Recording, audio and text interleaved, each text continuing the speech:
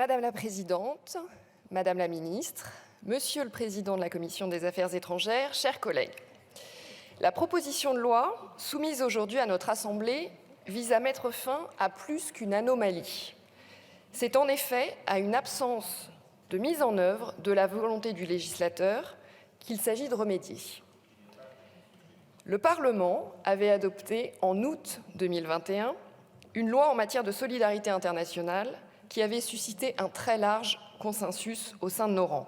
Elle consacrait une augmentation majeure des crédits d'aide publique au développement entamés en 2017 et avait été saluée par l'ensemble des acteurs du développement. Parmi les grandes innovations de cette loi, on saluait notamment la mise en place d'une commission d'évaluation comme il en existe chez les autres principaux bailleurs internationaux d'aide publique au développement.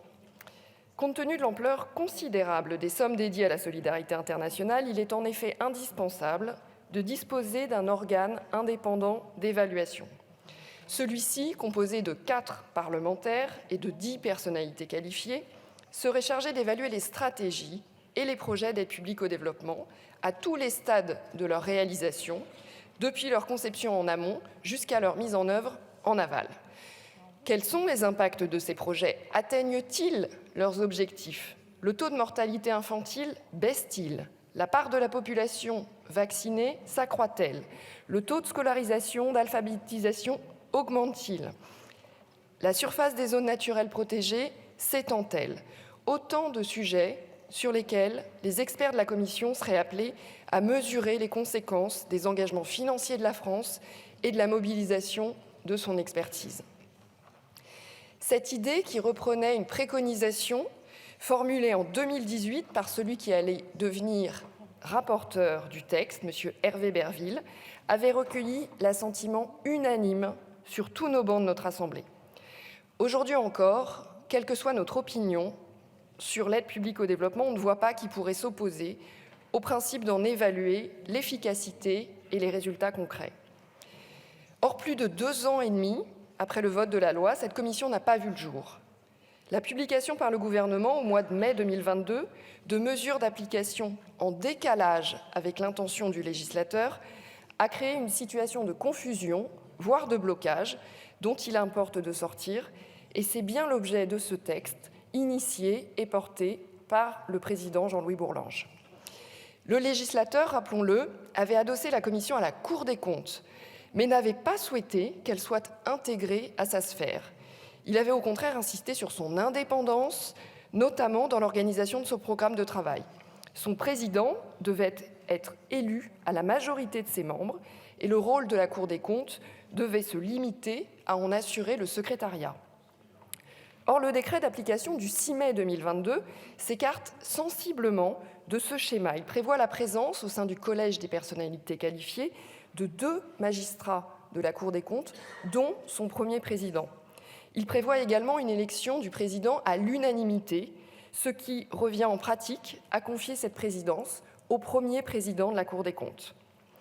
L'idée du décret, au fond, est d'assimiler la commission d'évaluation aux organismes associés à la Cour des comptes, tels que le Haut Conseil des finances publiques ou le Conseil des prélèvements obligatoires, qui sont présidés par le premier président de la Cour.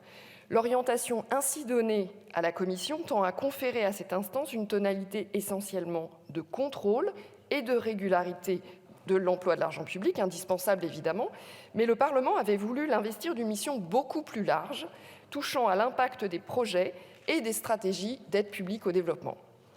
La Cour des comptes ne souhaitant pas se voir adosser une commission dont elle n'aurait pas, à l'inverse des organismes cités plus haut, la supervision, il est apparu nécessaire de trouver un rattachement plus approprié, et c'est une nouvelle fois l'objet de cette proposition de loi que de permettre un nouveau rattachement et de permettre enfin à la Commission de débuter ses travaux. Pour ce rattachement, la solution du ministère des Affaires étrangères s'est imposée tout naturellement.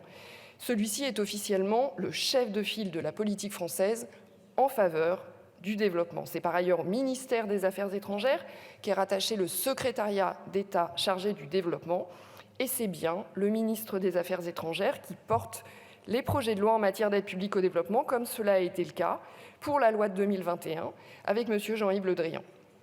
La Direction générale de la mondialisation, qui est en charge du développement au ministère de l'Europe et des Affaires étrangères, a confirmé qu'elle était tout à fait prête à assumer cette mission. La présente proposition de loi place donc la commission d'évaluation auprès du ministère des Affaires étrangères et pour ce qui concerne ses modalités de fonctionnement, prévoit que son secrétariat est assuré par la direction générale de ce ministère en charge du développement international. Quant aux déclarations d'intérêt des experts, elles devront être remises au secrétariat général du ministère. La proposition de loi précise par ailleurs, de manière plus explicite, les missions de la commission en soulignant notamment que les évaluations pourront porter sur les projets aussi bien ex ante que ex post, c'est-à-dire de leur élaboration à leur mise en œuvre. La proposition de loi, composée d'un article unique, n'a pas d'autre objet que ceux que je viens d'énumérer. La Commission des Affaires étrangères l'a d'ailleurs adoptée sans modification.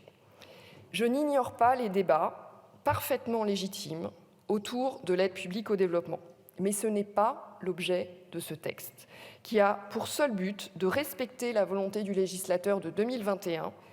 Je rappelle également que cette proposition de loi, déposée par Jean-Louis Bourlanges, a été co-signée par des représentants de l'ensemble des groupes politiques, ce qui est assez rare pour être souligné.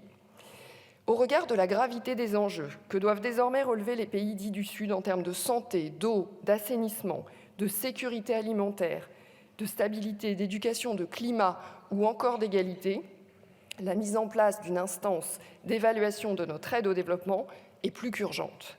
Cette commission permettra d'informer plus largement sur un pan de notre politique publique, la solidarité internationale, qui est aujourd'hui mal connue, et de contribuer au travail d'évaluation indispensable de la représentation nationale. Cette commission constituera par ailleurs un puissant aiguillon pour les acteurs du développement, au premier rang desquels l'Agence française de développement. Le fait pour ces acteurs de savoir que leur travail sera évalué de manière indépendante ne pourra que les inciter à faire preuve de toujours davantage d'exigence. Je vous invite dès lors, mes chers collègues, à voter en faveur de ce texte qui permettra d'installer une commission dont la mise en œuvre n'a que trop tardé et faire respecter ainsi la volonté du législateur. Je vous remercie. Merci Madame la rapporteure.